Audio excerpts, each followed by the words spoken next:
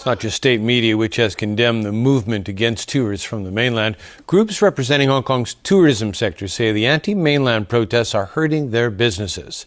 That from Joao da Silva.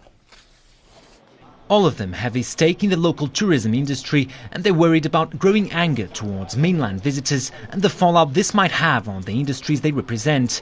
In a meeting organised by Legislative Council member Regina Ip, they told Secretary for Commerce and Economic Development Gregory So they disagree with increasingly loud demands to cap the number of tourists. Still, they admitted something must be done to manage the impact the steady flow of tourists is having on the lives of local residents. They reiterate their support for tourism from all sources, and they urge the government to do better planning. Naturally, they condemn any discriminatory behavior toward our visitors. Are they being negatively affected by these protests? Yes, some of them said they were negatively affected, and they were quite unhappy about it. While to the business representatives who met with Secretary Gregory So today, the solution does not lie in capping the number of mainland tourists. They believe Hong Kong needs better infrastructural planning, traffic management and civic education of both residents and visitors.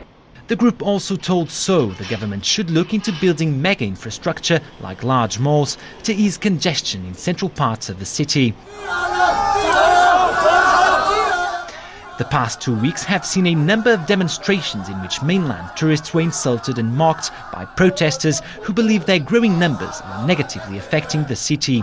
The protests triggered strong reactions from officials who say the tourism sector is essential to Hong Kong's economy and employs a large number of locals. Joao da Silva, TVB News.